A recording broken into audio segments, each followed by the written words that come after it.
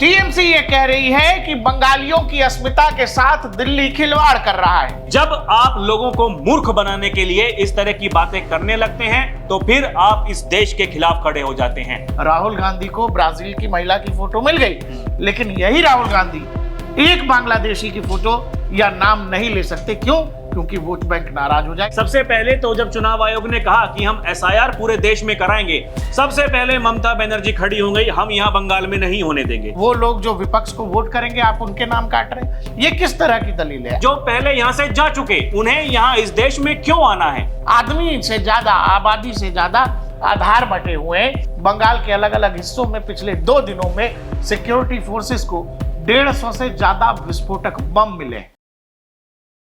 नमस्कार, आप देख रहे हैं डीएनपी इंडिया। मैं हूं प्रकाश ललित और मेरे साथ हैं मेरे सहयोगी राहुल चौधरी। दर्शकों, बंगाल पर नजर बना कर रखिए। वो इसीलिए कि बंगाल में चुनाव है, इसलिए नहीं, क्योंकि बंगाल के एसआईआर को वहां कुछ लोग एनआरसी बता रहे हैं। बंगाल के एसआईआर को, वोटर लिस्ट की सुधार प्रक्रिया को वहां लोग ये भी बता रहे हैं कि आपका नाम काट दिया जाएगा, आपको डिटेंशन कैंप में भेज दिया जाएगा। ये सारी कहानी रची जा रही है। बंगाल पर नजर इसीलिए भी रखिए क्योंकि बंगाल की आबादी 2000 से लेकर 2025 तक जो आबादी बढ़ने की प्रतिशत है वो करीब 13% है, जो वृद्धि दर है। लेकिन जो वोटर बढ़ गए हैं वो करीब 65% वोटर बढ़ गए हैं। इस बात से आप ये समझिए मामला कितना गंभीर है चुनाव आयोग के लिए। जहां तक सवाल एसआईआर का है कि आबादी बढ़ने की गति कुछ और है, लेकिन वोटर लिस्ट में जो वोटर अधिकृत हो रहे हैं वोट देने के लिए, इस देश की चुनावी प्रक्रिया में हिस्सा लेने के लिए, उनका हिस्सा कुछ और है। जब से एसआईआर की प्रक्रिया का ऐलान हुआ, वो जिले जो बांग्लादेश से सटे हुए हैं, जैसे उत्तरी दिनाजपुर, दक्षिणी दिनाजपुर, 24 परगना, मालदा, मुर्शिदाबाद जैसे जिलों में अचानक वोटर रजिस्टर्ड कराने वालों की संख्या तेजी से बढ़ जाती है। बहुत सारे हावड़ा से लेकर बजबज तक, सियालदह तक के इलाकों में झुग्गी झोपड़ियां अचानक खाली होने लगी। बीएसएफ बॉर्डर पर अलर्ट है। टीएमसी ये कह रही है कि बंगालियों की अस्मिता के साथ दिल्ली खिलवाड़ कर रहा है। चुनाव आयोग ये कह रहा है कि हमारा काम केवल वोटर लिस्ट के फिल्ट्रेशन का है। आखिरी बार एसआईआर की प्रक्रिया बंगाल में 2002 में हुई थी, उसके बाद से कभी ये एसआईआर की प्रक्रिया हुई नहीं। 2025 के इलेक्टोरल के हिसाब से बंगाल में करीब 7.5 करोड़ वोटर हैं। 2002 की एसआईआर की प्रक्रिया में जिन लोगों के नाम थे, उन लोगों के हिसाब से अगर समझें, आप इलेक्शन कमीशन की वेबसाइट पे जाएंगे, वही नाम करीब 3.5 करोड़ लोगों के जो हैं पुरानी वाली लिस्ट में हैं। इसके अलावा लोगों को फॉर्म बांटने की प्रक्रिया शुरू हो चुकी है। 4 नवंबर को पहली तारीख थी। करीब 2.5 करोड़ लोगों को फॉर्म बांट दिया गया है। इसी महीने की 24 तारीख तक अंतिम डेट है फॉर्म जमा करने की। कुल मिलाकर वही प्रक्रिया बंगाल में होने जा रही है, लेकिन पॉलिटिकल पार्टियों का यह कहना है कि दिल्ली जो है मनमानी कर रही है। इलेक्शन कमीशन जो है बीजेपी के साथ मिल करके खेल कर रहा है और ममता बनर्जी ये कह रही हैं कि ये वो ऐसा होने नहीं देंगी। देश की केंद्र सरकार ने 2016 में तब के मिनिस्टर किरण रिजिजू ने राज्यसभा में ये बताया कि भारत में 2 करोड़ बांग्लादेशी हैं। अब सवाल है कि अगर इलेक्शन कमीशन ये चाहता है कि भारत की इलेक्टोरल प्रोसेस में कोई बाहरी, कोई घुसपैठिया ना हो, तो इसमें बुरा क्या है? आखिर कौन लोग हैं जो ये चाहते हैं कि बांग्लादेशी हो, रोहिंग्या हो, वो हर तरह के लोग भारत के इलेक्टोरल प्रोसेस का हिस्सा हो जाएं? इससे भारत का कुछ नहीं बिगड़ता है। कौन लोग हैं जो भारत को धर्मशाला बना देने पर आमादा हैं? और आखिर ऐसी क्या विपत्ति है या फिर ऐसा क्या फायदा है जो इन पॉलिटिकल पार्टियों को मजबूर कर रहा है कि नहीं, वो सभी लोग यहीं रहने चाहिए, यहीं रहने दीजिए, उनको सब कुछ दे दीजिए। बंगाल के अलग अलग हिस्सों में पिछले 2 दिनों में सिक्योरिटी फोर्सेस को 150 से ज्यादा विस्फोटक बम मिले, जो कहीं किसी घर के पीछे, कहीं किसी दफ्तर के पीछे, जमीन के नीचे खोदने पर बम मिल रहे हैं। आप ये समझ जाइए, एसआईआर की प्रक्रिया बंगाल में इलेक्शन कमीशन के लिए बिहार जैसे चैलेंजेस लेकर नहीं आ रहा है। बंगाल में चुनौती बहुत बड़ी है। और वो सभी इलाकों में, जैसे जो 4 इलाके हम सीमांचल के जैसे बिहार में थे, वेस्ट बंगाल के लिहाज से देखें 7-8 जिले ऐसे हैं जहां आबादी, डेमोग्राफी चेंज 35 से 70% तक चला गया है। और इसीलिए एसआईआर की प्रक्रिया उन इलाकों में बहुत बड़ा चैलेंज होने जा रही है। राहुल जी, जो कहा जा रहा है मुर्शिदाबाद, मालदा, उत्तरी दिनाजपुर, दक्षिणी दिनाजपुर, इन इलाकों में जबरदस्त अफवाहबाजी है, जबरदस्त तूफानी के एक तरह से अब घर घर मैसेज भेजे जा रहे हैं कि नहीं होने देना है, फॉर्म जमा नहीं करने देना है। और एक तरह से हिंसक जो है उसके लिए, प्रदर्शन के लिए लोगों को उकसाने की का प्रयास है। तरह तरह की खबरें आ रही हैं। राज्य सरकार खुद कह रही है कि कुछ मत करो, हम सबसे, मुख्यमंत्री कह रही है सबको फॉर्म बांट दो, लास्ट में हम जमा करेंगे, हम उससे पहले करेंगे। देखिए, समस्या इसी बात की है जब इस देश में कुछ नेताओं को ये लगने लगता है कि वो अपने हिसाब से इस राज्य को चला सकते हैं। देखिए, सरकार आपकी है, नो डाउट, आप लंबे समय से सरकार में हैं, लेकिन सब कुछ आप ही हैं, आपके हिसाब से ही सब कुछ चलेगा, तो ये हो नहीं सकता। और यहाँ सबसे बड़ा सवाल उन लोगों के लिए है जो ये कहते हैं कि संविधान को हम बचा सकते हैं। जिस संविधान में ये लिखा हुआ है कि जो केंद्र सरकार ने कानून बना दिया और वो आपको करना पड़ेगा, या फिर जिन संवैधानिक संस्थाओं के पास में ये ताकत है वो जो चाहें वो कर सकती हैं। एसआईआर कोई पहली बार नहीं हो रहा है, इससे पहले भी हो चुका है, कई बार हो चुका है। और जो लोग आज विरोध कर रहे हैं तब वो सरकार में थे, उनके शासन में हुआ है। सवाल इसी बात का है कि ये सिंपैथी गेम आप कब तक खेलेंगे? क्यों?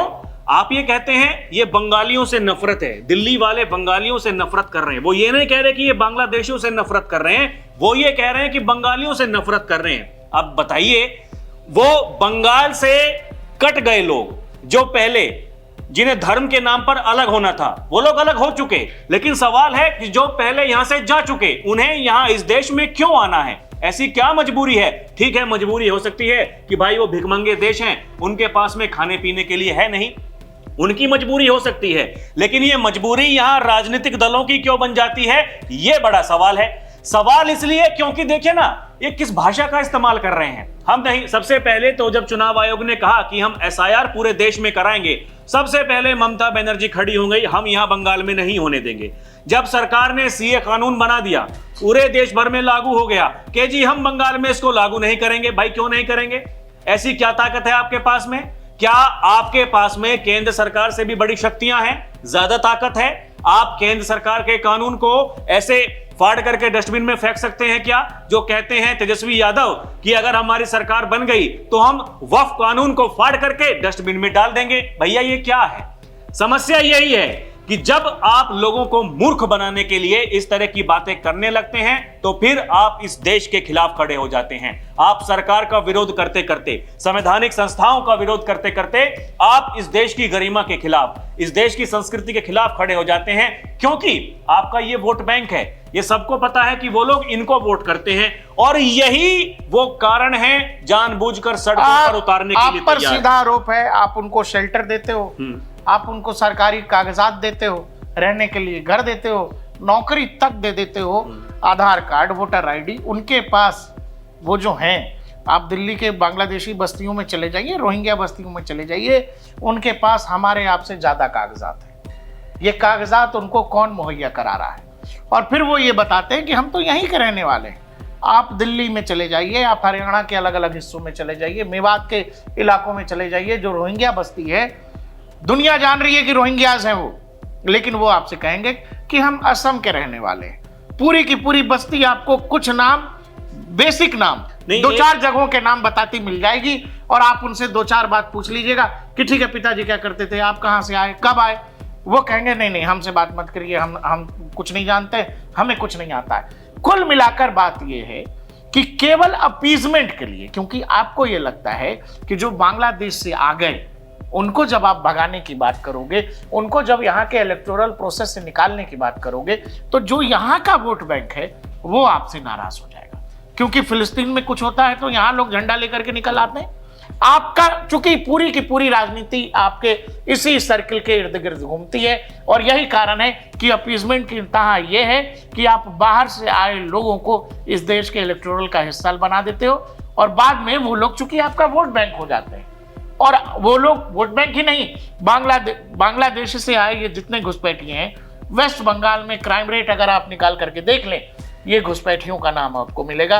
ये तमाम जिले, मालदा, मुर्शिदाबाद, अगर इनका क्राइम रेट आप निकाल करके देख लें, जैसे जैसे यहाँ घुसपैठियों की संख्या बढ़ी है वैसे वैसे इन जिलों में क्राइम की रेट बढ़ती चली जा रही है, लेकिन सरकार इस पर बात करने को तैयार नहीं। देखिए, ये ऐसे लोग हैं, जब इनके पास में आप जाते हैं प्रकाश भाई, देखिए हम भी जब जमीन पर जाते हैं लोगों से बात करने के लिए, जब चुनाव कवर कर रहे होते हैं, तो क्या होता है, अब जैसे दिल्ली में हुआ, दिल्ली में गए तो वो काफी समय से लोग वहां पे रह रहे हैं, वो उनका पता उनका क्या है, उनका तर्क क्या है, वो ये कहते हैं कि आज ही ये क्यों परेशानी हो रही है, अरे हम तो 1980 से रह रहे हैं, हम तो 1982 से रह रहे हैं, हम तो 1990 से रह रहे हैं, 95 से रह रहे हैं। तो सवाल है कि भाई साहब, जो उस समय सरकारें थी वो क्या कर रही थी? आज जो लोग ये सवाल और पूछते ये भी है हैं, राहुल जी, यही ममता बनर्जी, हम लोगों ने पहले भी बताया, यही ममता बनर्जी देश की संसद को बता चुकी है कि वामपंथी सरकार जो है वेस्ट बंगाल में वोट बैंक के तौर पर इस्तेमाल कर रही है बांग्लादेशी घुसपैठियों का। बांग्लादेशी घुसपैठियों का सवाल खुद ममता बनर्जी उठा चुकी हैं, लेकिन आज जब इस देश के इलेक्शन प्रोसेस से उनको निकालने की बात हो रही है कि एक आदमी ऐसा क्यों होना चाहिए जो इस देश का नहीं है, और कोई आदमी कहीं पीड़ित है, कहीं उसके साथ क्या अत्याचार हो रहा है, भारत को इससे क्यों मतलब होना चाहिए, लेकिन इस देश में आप घुसपैठियों को इलेक्टोरल प्रोसेस का क्या हिस्सा बनाए रखना चाहते हो। राहुल गांधी को ब्राजील की महिला की फोटो मिल गई, लेकिन यही राहुल गांधी एक बांग्लादेशी की फोटो या नाम नहीं ले सकते। क्यों? क्योंकि वोट बैंक नाराज हो जाएगा, जबकि सब जानते हैं कि करोड़ों की संख्या में इस देश में बांग्लादेशी घुसपैठिए हैं। देखिए क्यों राहुल गांधी ने कई बार तो एटम बम लेकर के आए, उसके बाद में वो फुलझड़ी वाला बम लेकर के आए, फिर हाइड्रोजन बम लेकर के आए, एक बार भी क्या किसी ऐसे घुसपैठिए का नाम सामने ला करके दिखाया कि देखिए ये भी गड़बड़ी है भाई, सरकार इसको ठीक नहीं करती? सवाल तो यही है कि आप ये कहते हैं कि एक जो ब्राजील की मॉडल है, आप ये कहते हैं कि भाई साहब वो देखिए यहां 223 बार वोट कर दे रही है, लेकिन सवाल यह है कि एक भी घुसपैठिए का नाम लेने के लिए ये लोग तैयार क्यों नहीं हैं? और यहां जो लोग, देखिए मैं पहले भी जो बात कही, आज जो सवाल पूछते हैं ये वही लोग हैं जो पहले ये कहते थे कि राम मंदिर बनाएंगे, राम मंदिर बनाएंगे, लेकिन तारीख नहीं बताएंगे। तारीख बताने की जरूरत नहीं पड़ी, जिसके अंदर इच्छा शक्ति होती है वो काम कर देता है, और यही इच्छा शक्ति आज भी है। लोग आज ये सवाल पूछ रहे हैं घुसपैठियों को भगाएंगे, घुसपैठियों को भगाएंगे, लेकिन संख्या नहीं बताएंगे। अरे संख्या अपने आप पता चल जाएगी, जो सरकार काम कर रही है। और ये लाल किले की प्राचीर से देश के प्रधानमंत्री का ये कहना कि हम एक आयोग बनाने वाले हैं जो घुसपैठियों की पहचान करेगा, उनको पहचानेगा, उनको बाहर निकालेगा और फिर उनको खदेड़ करके यहां से बाहर निकाल देगा, इससे बड़ा प्रमाण और क्या हो सकता है? भाई एक देश का प्रधानमंत्री लाल किले की प्राचीर से ये कह रहा है। नेता विपक्ष है राहुल गांधी, वो तो जब प्रेस कॉन्फ्रेंस कर रहे होते हैं तो ये कहते हैं ना, मैंने जो कह दिया वही सत्य है। जब पत्रकार उनसे सवाल पूछते हैं कि जी आप तो आरोप लगा रहे हैं, लेकिन क्या आप इसकी शिकायत करेंगे, वो ये कहते हैं सब देख रहे हैं। मेरी वीडियो जो मैंने बना दी, यहां पर प्रेस कॉन्फ्रेंस मैंने कर दी, वो सबने देख ली, सुप्रीम कोर्ट ने देख ली, वो स्वतः संज्ञान लेंगे। अरे भाई साहब, अगर आप सच्चे हैं, अगर आप ठीक हैं, आपके आंकड़े एकदम सही हैं, तो फिर आप चले जाइए। जो आंकड़े ठीक हैं, भाई चुनाव आयोग उन आंकड़ों पर ही तो बात कर रहा है, या फिर सरकार तो वही कह रही है कि हम पहले पहचान कर रहे हैं, फिर उनको डिलीट करेंगे, फिर उनको हम डिपोर्ट कर देंगे, यानी यहां से हम खदेड़ देंगे। सवाल यह है कि पेट में दर्द किन लोगों के हो रहा? आप ये कह रहे हैं कि चुनाव आयोग की डाटा में गड़बड़ी। चुनाव आयोग ये कह रहा है कि हम डाटा के प्यूरिफिकेशन के लिए काम करना चाहते हैं। आप ये कह रहे हैं कि नहीं नहीं, ये ऐसा कैसे होगा, आप तो नाम डिलीट कर रहे हैं, आप नाम काट रहे हैं, वो लोग जो विपक्ष को वोट करेंगे आप उनके नाम काट रहे हैं। ये किस तरह की दलील है? आप खुद कह रहे हो, आपने दुनिया को दिखाया कि ब्राजील की महिला की फोटो है, बिल्कुल है, लेकिन अब इसी सुधार के लिए तो एसआईआर की प्रक्रिया हो रही है। इसी सुधार के लिए तो एक एक नागरिक के पास बीएलओज को भेजा जा रहा है, उनसे उनका डाटा मांगा जा रहा है, उनसे उनकी पहचान मांगी जा रही है, ऑथेंटिकेट किया जा रहा है। इसी के लिए जो 2002 वाली लिस्ट है, जिसमें करीब 3.5 करोड़ वोटर हैं, जो लिस्ट अपलोड किया है चुनाव आयोग ने बंगाल को लेकर, बाकी 3.5 करोड़ लोगों के घर बीएलओज जाएंगे। लेकिन अब इसके लिए क्या कहा जा रहा है? कहा यह जा रहा है कि बंगालियों की अस्मिता पर खतरा है। दर्शकों, जैसा हम लोगों ने पहले भी बताया था, बिहार की एसआईआर का बवाल सबसे ज्यादा सीमांचल के इलाके में हुआ। क्यों? क्योंकि आदमी है 100, और वहां आधार बटा हुआ है 130। क्यों? क्योंकि आदमी है 100, आधार है 140। यही पूरा खेल है। आदमी से ज्यादा, आबादी से ज्यादा आधार बटे हुए हैं। ये सीधा बतला रहा है कि वहां फर्जीवाड़ा हुआ है और इसी फर्जीवाड़े का खेल चुनाव आयोग का काम है भाई। चुनाव आयोग किसी भी लोकतांत्रिक प्रोसेस में, जैसे हमारे यहाँ नोटबंदी से पहले फर्जी नोट बहुत आते थे, आईएसआई पाकिस्तान की तरफ से डुप्लीकेट नोट बहुत आते थे, लेकिन जब नोटबंदी हुई वो खेल खराब हो गया। उनके हजारों करोड़ के का बिजनेस कह लीजिए ठप हो गया, पूरा का पूरा मामला खराब हो गया। जब आप किसी चीज को, सिस्टम को साफ नहीं करेंगे, गंदगी रहेगी। चुनाव आयोग यही एसआईआर की प्रक्रिया पूरे देश में कराना चाहता है। एक एसआईआर हुआ और बिहार में वोट प्रतिशत चला गया। इतिहास में सबसे बड़ा मतदान प्रतिशत हुआ है बिहार के पहले फेज में, और अगर ये दूसरे फेज में भी रह गया तो आप यकीन करिए आजादी के बाद बिहार विधानसभा चुनाव में कभी इतना वोट डाला ही नहीं गया। पहले फेज में राहुल जी करीब 65.01% वोटिंग हुई है। ये क्या आप इसको, एसआईआर को आप इसका वो नहीं देंगे? चुनाव आयोग को इसका नहीं दिया जाना चाहिए कि भाई क्या बेहतरीन काम हुआ है कि लोगों में इस लेवल की जागरूकता आई है कि आज बिहार ने इतिहास का सबसे बड़ा मतदान कर दिया। ये सवाल तो उन लोगों के लिए है प्रकाश भाई जो लोग ये कह रहे थे कि वोटों की चोरी हो रही है, डकैती हो रही है, और हम लोगों को ये वोटर अधिकार यात्रा लोगों को बताने के लिए निकाल रहे हैं। अभी भी देखिए आप कितने सारे बयान ऐसे वायरल हो रहे हैं, प्रियंका गांधी हो, राहुल गांधी हो, वो ये कह रही है आपका वोट चोरी हो रहा है, आपका खून कब खोलेगा? अच्छा, आप शांत क्यों हैं? आदमी क्यों ऐसा कर रहे हैं? अभी 2 दिन बाद जाके अपने नाम से वोट डाल के आएगा, उसके पास उसका वोटर आईडी है, वो क्यों गुस्सा करे जब उसका नाम कटा ही नहीं? भैया जो लोग गलत हैं, जिन्हें पता है कि हमने गलत किया है, तो उन्हें ये पहले से ही पता चल चुका है कि अगर ऐसा कुछ करेंगे, फिर ड्रामा करने की कोशिश करेंगे, कल जाओगे, आज ही टिकट काट दिया जाएगा। ये समस्या है। ये लोग सड़कों पर आग लगाना चाहते हैं। ये लोग लोगों को मूर्ख बना करके, इस देश की जनता को मूर्ख बना करके ये कह रहे हैं कि आप सड़कों पर आइए, वो तांडव मचाइए जो नेपाल में मचाया गया, बांग्लादेश में, म्यांमार में, श्रीलंका में। लेकिन इस देश की जनता जनार्दन पर हमें देखिए फक्र होना चाहिए। बिहार में जहां ये माहौल बनाया गया कि आपके वोटों की चोरी हो रही है, उस बिहार ने रिकॉर्ड बना दिया। राहुल जी, ये बात उन बिहारियों को कही जा रही है जो बिहारी ये जानते हैं कि बिहार में चुनाव कैसे होता है। बम बारूद गोलियों के साये में जो बिहार सालों तक चुनाव देखता रहा, जहां गांव के गांव को कह दिया जाता था कि आप लोग वोट मत डालिएगा, आपका वोट डल गया है, जहां बूथ कैप्चरिंग हो जाती थी, ये बिहार जानता है।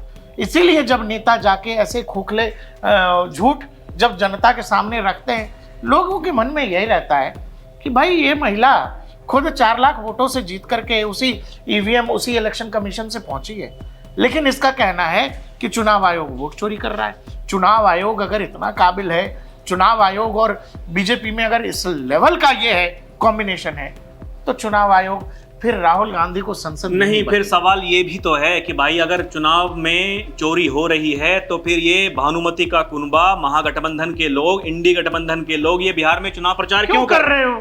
जब चुनाव आयोग हो ही रही है की सेटिंग है, तो फिर भैया बीजेपी तो चुनाव जीत रही है, क्यों कर आप ये दावा क्यों कर रहे हैं कि 121 में से 80 सीटें हम जीत रहे हैं? क्योंकि चोरी तो होगी, चोरी तो हो गई भैया। आप ये बीजेपी कह रही है 121 में से, या फिर एनडीए के जो घटक दल के नेता हैं वो ये कह रहे हैं कि 121 में से 100 सीटें हम जीत रहे हैं। ठीक है, मान लिया कि आप चोरी कर रहे हैं, आप जीत सकते हैं। तेजस्वी यादव बाकायदा वीडियो जारी करते हैं, मैं धन्यवाद देता हूं बिहार की जनता का। ये क्या है? क्यों भाई? चोरी हो रही तो हो रही है, चोरी करने वाला चोरी कर लिया, आप कैसे जीत जाएंगे चोरी हो रही है तो? इसीलिए आप ये समझना, ये केवल हमें आपको, हमारे आपके दिमाग में इस देश का जो इलेक्टोरल प्रोसेस है, इस देश की जो संवैधानिक संस्था है चुनाव आयोग, जैसे देश की संसद देश की सुप्रीम कोर्ट का काम नहीं कर सकता, देश की संसद चुनाव आयोग का काम नहीं कर सकता, वैसे ही संसद जो है, माफ करिए, सुप्रीम कोर्ट संसद का काम नहीं करेगा या चुनाव आयोग सुप्रीम कोर्ट का काम नहीं करेगा। सबका काम, सबके रोल बटे हुए, और जैसे देश का संविधान संसद को या सुप्रीम कोर्ट को अधिकार देता है, वैसे ही एक स्वायत्त संस्था है चुनाव आयोग, इंडिपेंडेंट बॉडी है। वो अपने हिसाब से, अपने तरीके से, वो उनका कानून बना हुआ, उनको वो अधिकार मिले हुए हैं। एसआईआर की प्रक्रिया कोई बहुत अनहोनी नहीं कर रहा चुनाव आयोग, वो अपने अधिकार क्षेत्र में चुनाव के सुधार की प्रक्रिया साल दर साल समय समय पर करता रहा है। लेकिन इसको हमारे आपके दिमाग में ये डाला जा रहा है, क्यों?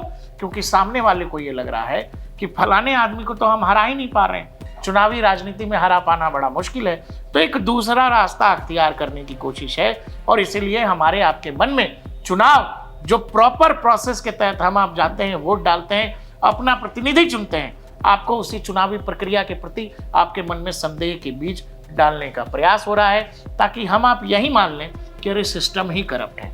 और जिस दिन आपको ये लगेगा सिस्टम ही करप्ट है, फिर आपको लगेगा कि अब सड़कों पर उतरना चाहिए, जो आपसे इशारों में कहा जा रहा है। बहुत सारी ताकतें भारत की गति को रोकने में लगी हुई हैं, और उन ताकतों के साथ देश की अंदरूनी ताकतें भी शामिल हैं, जिनको ये लगता है भारत की आर्थिक गति रोकी जानी चाहिए, क्योंकि भारत अब दुनिया की सुनता नहीं है, भारत दुनिया को सुनाने लगा है। ये बात बहुत सारे लोगों को बुरा लगता है। देखते रहिए DNP इंडिया, हर खबर भरोसे के साथ।